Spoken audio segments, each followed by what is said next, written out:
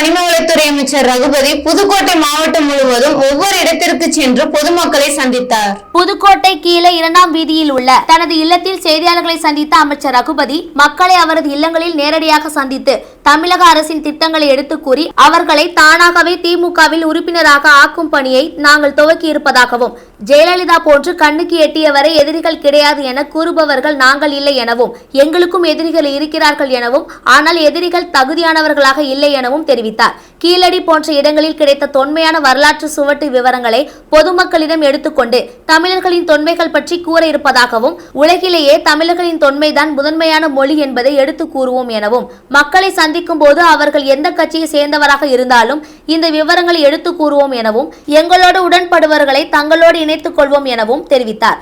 பாரதிய ஜனதா கட்சியின் ஒரே நாடு ஒரே தேர்தல் என்பது சுயநலமான வார்த்தை எனவும், எந்த சுயநலமான செயல்களிலும் திமுக இடம் கொடுக்காது எனவும், லாக்அப் மரணத்தின் தொடர்புடைய யாராக இருந்தாலும் கைது செய்யப்படுவார்கள் எனவும், IPS IAS என உயர் பதவியில் வகிப்பவர்கள் தப்பிக்க முடியாது என்றும், மனித உரிமைகளை மீட்பவர்கள் சட்டத்துக்கு புறம்பான செயலில் ஈடுபடுபவர்கள் யாராக இருந்தாலும் எவ்வளவு பெரிய உயர் பதவியில் இருந்தாலும் தங்களுடைய அரசு 5 மாதத்தில் அவர்களுக்கு சட்டப்படியான தண்டனையை வாங்கி கொடுக்கும் கட்சிதான் திமுக ஆட்சி எனவும் தெரிவித்தார். தமிழகத்தின் காவல்துறை தட்டுப்பாடு என்பது இல்லை எனவும், தேவைக்கு ஏற்ப ஆட்களை தேர்வு செய்து பயிற்சி வழங்கப்பட்டு பணி ஆணை வழங்கப்பட்டு வருகிறது எனவும், தமிழகத்தில் திராவிட முன்னேற்ற கழகத்தில் தற்பொழுது உள்ள கட்சிகள் அதே அணியில் தொடர்வதாகவும், 2026 சட்டமன்ற தேர்தல் இன்னும் கூட்டணி தொடர்ந்து கொண்டுதான் இருக்கும், திமுகவை உடைக்க வேண்டும் என்ற எண்ணம் கொண்டவர்கள் அழிவார்கள் எனவும் தெரிவித்தார். என்றெல்லாம் கொண்டு வருவது என்பது சுயநலமான ஒன்று. அதிலே பொதுநலம் கிடையாது. இந்தியாவில் இருக்கக்கூடிய எல்லா மாநிலங்களுக்கும் பொதுவான நாகரிகம் கிடையாது, பொதுவான கலாச்சாரம் கிடையாது, பொதுவான மொழி கிடையாது.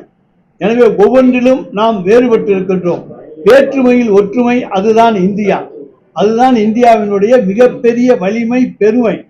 எனவே அதை நாங்கள் முன்னிறுத்தவில்லை. அது நமக்கு சொந்தமான ஒன்று. நாங்கள் இங்கே தமிழனுடைய நாகரிகம், இது நமக்கு சொந்தமானது. தமிழனுடைய இனம் நம்முடைய இனம், தமிழனுடைய மொழி தமிழ் மொழி, நம்முடைய மானம், நம்முடைய கலாச்சாரம், நம்முடைய நாகரிகம்,